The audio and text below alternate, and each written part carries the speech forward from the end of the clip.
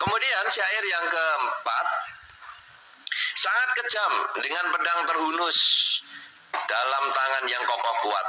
Anggulimala berlari mengejar sepanjang jalan 3 yojana dengan berkalung untaian jari. Raja para bijaksana menaklukkannya dengan kemampuan pikiran sakti yang mengagumkan. Dengan kekuatan ini, semoga engkau mendapat kemenangan sempurna. Nah, ini cerita lain lagi. Anggulimala, kalau di dalam relief tadi adalah kalau kita menghadap Sang Buddha di kanan bagian bawah itu ada orang yang sedang tengkurap. Ya, nah pada saat itu Anggulimala ini adalah orang yang suka mengambil jari telunjuk seseorang, dikoleksi jarinya. Ya, Anda suka koleksi apa? Mungkin suka koleksi aksesoris pemain bola, suka koleksi perangko, suka koleksi bintang-bintang film. Lah Anggulimala ini koleksinya jari manusia. Ya, nah jari manusia kalau dikumpulkan kan tentu nggak mau. Anda kan nggak mau tadi minta sini, minta jarimu. Oh ya silahkan ambil lagi, oh besok tumbuh lagi kok. Saya kira tidak begitu, kalau kuku ya bakal dikasih. Nah sehingga Anggulimala ini meminta jari sambil memotong kepalanya orang. Nah tapi yang dikalungkan adalah jari. Ya, jarinya dikalungkan, dia mau nyari 1000 jari.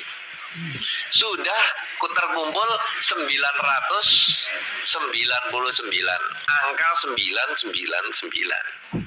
Tinggal satu. Wah, namanya kalau sudah tinggal satu kan emosi tinggi sekali. Waduh, sudah game point ini, hampir ini sudah mau selesai ini, sudah mau game. Wah, kejar.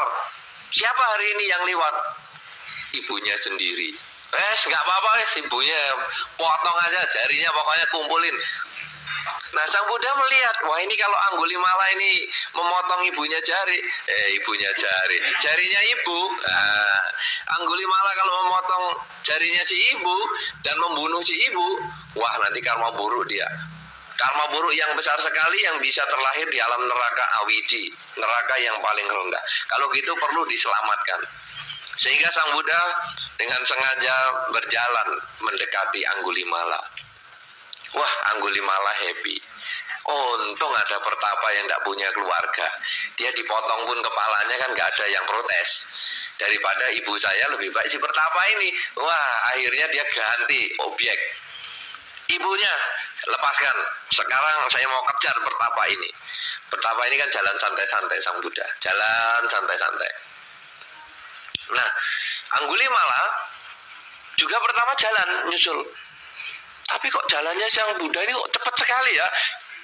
Dari jalan pelan, Anggulimala jalannya lebih cepat sampai lari cepat sekali. Belum nyusul. Padahal Sang Buddha jalannya santai-santai. Kenapa? Karena Sang Buddha menggunakan kesaktiannya.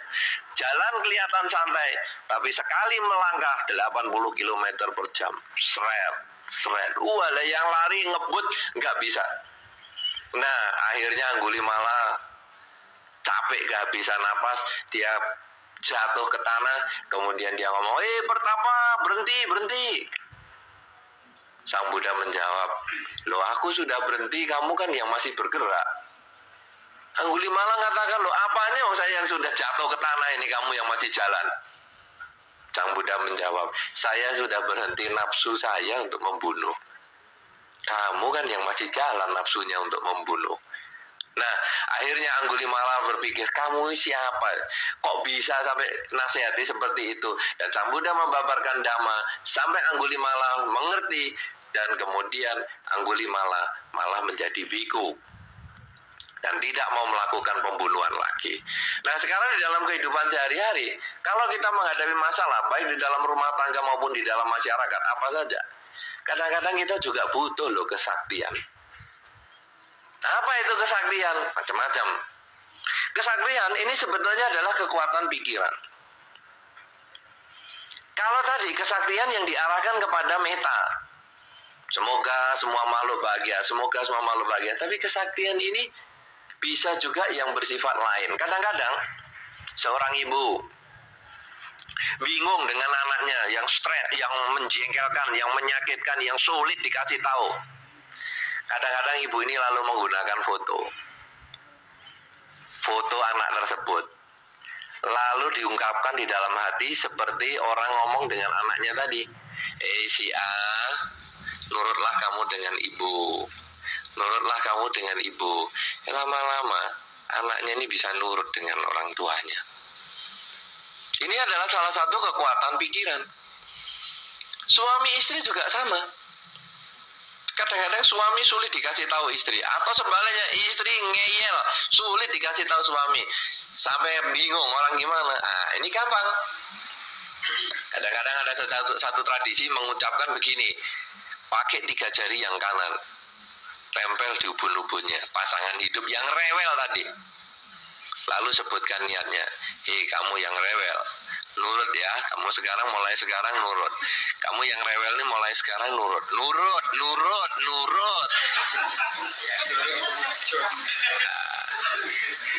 Nurut. Itu biasanya begitu. Kadang-kadang anak yang sulit dikasih tahu pakai 3 jari yang kiri, tempelkan di ubun-ubun. Anak, kamu nurut ya, nurut. Bisa pada waktu dia tidur. Oh ya, bukan dijitak dong. Nurut, tidak nurut tak kencengi kamu jitak tok ya, bukan. Cukup ditempel aja di kepala. Kalau anak itu pakai 3 jari telunjuk dari tengah, jari manis ini yang kiri, kalau pasangan hidup tuh yang kanan. Dalam banyak kesempatan ada suami istri yang saling terbuka. Kadang-kadang kalau stres, suaminya itu pernah satu ketika stres, dia ngomong gini, aku tempel ono 3 jari ya, sama istrinya minta. Lalu istrinya ngomong, iya. Dia cerita sama saya, iya berarti tak tempel di budaknya itu. Enak dia ngomong, iya kamu tenang. Tenang sungguhan. Ini kalau sebetulnya di dalam satu kondisi tertentu, kadang-kadang sebetulnya ini seperti mempengaruhi bawah sadar, seperti hipnotis itu. Tapi bisa.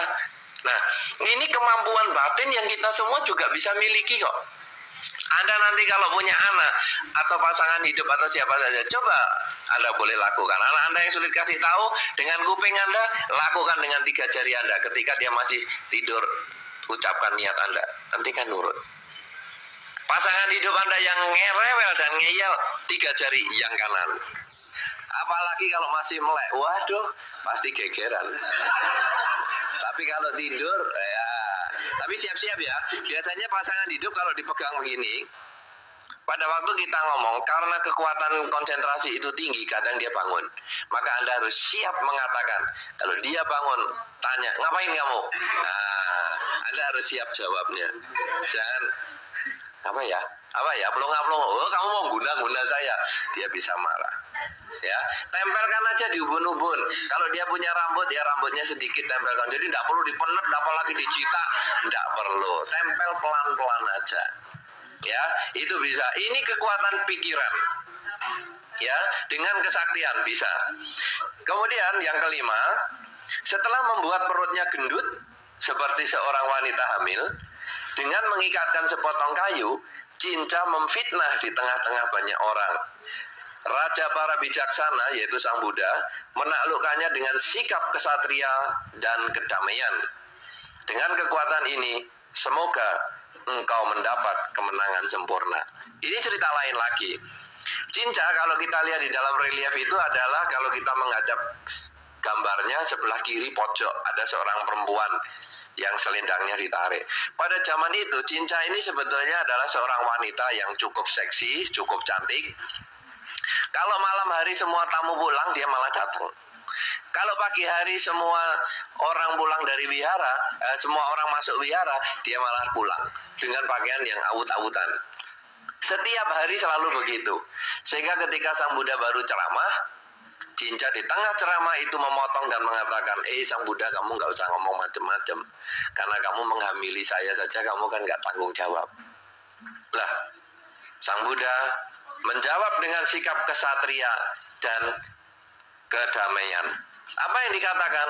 Sang Buddha dengan tenang mengucapkan, yang tahu kebenarannya hanyalah kamu dan saya. You know? Kalau seseorang ngaku hamil kepada Anda, yang tahu kebenarannya kan hanya dia dan kita. Kan begitu. Namanya orang hamil kan tidak ada pengumuman kemana-mana. Yang tahu kan yang melakukan perbuatan itu. Nah, Sang Buddha karena menyadari beliau tidak melakukan apa-apa, tidak marah-marah apalagi menggunakan otoritas. Wah, ini mumpung di depan biku banyak, kroyok. Tidak. Santai aja. Yang tahu kebenarannya hanyalah kamu dan saya. Nah, kemudian diceritakan di situ ada dewa yang menjadi tikus, menarik selendangnya sampai selendangnya kendor, kemudian kayunya itu jatuh. Oh, ternyata perutnya ini cuma diganjil kayu biar kelihatan hamil. Nah, kemudian cincai malu sekali, dia keluar dari wihara, tanahnya terbuka, bumi terbuka, dia masuk ke dalam tanah, mati, terkubur hidup-hidup. Nah, dalam kehidupan sehari-hari apa sebetulnya? Kalau kita menghadapi satu masalah, kadang kita boleh terus terang mengakui kesalahan kita, tidak ada problem. Jangan kadang-kadang kita malah sudah salah, misalnya mecahkan gelas. Oh, bukan saya, ini kucing, saya nggak tahu siapa. Kadang kita boleh mengakui terus terang, saya memang yang melakukan. Kita harus bertanggung jawab pada perbuatan yang kita miliki. Karena kan kita tidak bisa melemparkan tanggung jawab kita itu kepada orang lain. Kita hadapi, memang saya yang salah kok. Kalau saya yang salah, ya saya yang tanggung risikonya. Nah, ini adalah seperti sikap kesatria. Tidak perlu musuhan, panggil apa itu banyak orang, keroyok dia. Ya kalau memang kita salah kok. Nah, ini adalah perilaku kita dalam kehidupan sehari-hari. Kemudian yang keenam, sacaka yang biasanya berkata menyimpang dari kebenaran, dengan pikiran buta mengembangkan teorinya bagaikan bendera. Raja para bijaksana, yaitu Sang Buddha, menaklukkannya dengan terangnya pelita kebijaksanaan. Dengan kekuatan ini, semoga engkau mendapat kemenangan sempurna. Sacaka itu, kalau kita menghadap relief, dia adalah pemuda yang berada di sebelah kanan. Jadi kalau kita menghadap relief itu, dia di sebelah kiri gambar. Kanannya Sang Buddha, di kiri gambar. Itu ada seorang pemuda yang anjali, itu adalah Sacaka. Sacaka adalah seorang pemuda pada zaman itu yang sangat pandai. Dia punya 1000 pertanyaan yang tak ada jawabnya.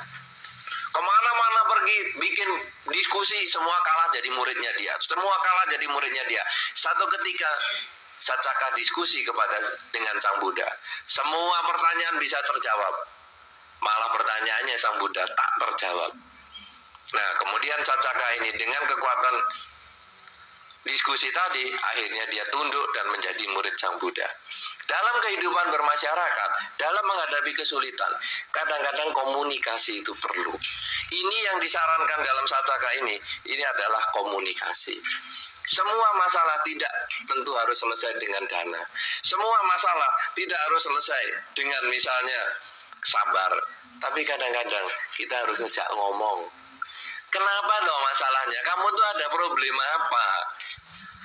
Ya, komunikasi yang baik itu sering menyelesaikan masalah. Jangan hanya dibiarkan masalah itu dengan kekerasan atau dengan kesaktian, belum tentu. Kadang dengan komunikasi. Nah, kemudian yang ketujuh adalah Nando Pananda. Naga berpengertian yang salah, memiliki kekuatan besar. Putra Sang Buddha yang terkemuka, yaitu Bante Moggallana-Thera, sebagai naga pergi untuk menjinakkannya. Raja bijaksana menaklukkannya dengan kekuatan sakti. Dengan kekuatan ini, semoga engkau mendapat kemenangan. Nando Pananda ini yang diceritakan adalah naga berkepala 7 yang menghambat perjalanan Sang Buddha dan rombongan ketika menuju ke suatu tempat. Nah, di sini Sang Buddha meminta Moggallana-Thera, seorang biku yang paling sakti, untuk menyelesaikan masalah tersebut. Dan Moggallana-Thera ini dengan kekuatan batinnya mau berubah menjadi naga, berperang dengan naga itu, sampai akhirnya naga Nando Pananda ini tunduk. Ya, kalau di dalam relief itu jelas sekali, karena gambar naganya cuma satu. Kalau kita melihat gambar itu, dia terletak di sebelah kanan. Artinya apa dalam kehidupan kita? Sang Buddha ini mengajarkan kita untuk mendelegasikan wewenang. Tidak semua masalah harus kita selesaikan sendiri. Kadang kita dengan pasangan hidup kita bermusuhan, jengkel, dengan teman kita cekcok, tidak baik dengan teman kita. Kadang kita bisa komunikasi dengan dia selesai, tapi kadang kita bisa menyuruh orang lain kok. Tolong ya kasih tahu dia. Kenapa ya dia akhir-akhir ini kok jahat sama saya? Ini adalah mendelegasikan wewenang.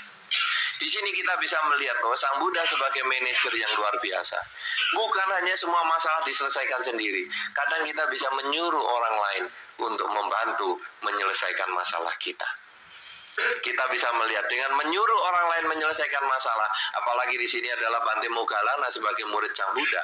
Dengan menyelesaikan masalah, kita memberikan kesempatan kepada orang itu untuk percaya diri. Kalau sekarang dalam kehidupan sehari-hari, semua urusan Anda selesaikan sendiri, maka ketika kita sedang sakit, tidak ada orang yang bisa menggantikan kita. Tetapi ketika kita sedang sehat, kita mendelegasikan wewenang. Kadang-kadang urusan, ayolah kamu selesaikan. Dia bisa, maka dia punya keyakinan pada diri sendiri.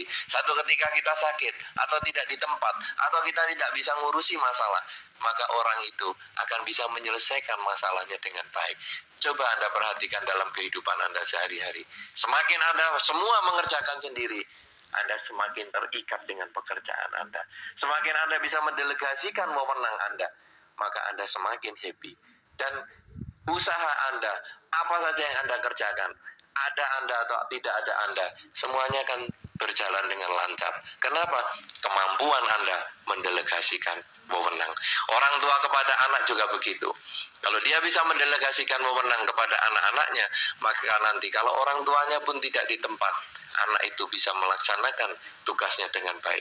Saya kira manajemen mendelegasikan wewenang ini sangat terkenal di zaman sekarang. Sebetulnya sudah dilakukan oleh Sang Buddha 3000 tahun yang lalu. Karena itu, tidak harus semua masalah Anda selesaikan sendiri, kadang perlu orang lain untuk menyelesaikan.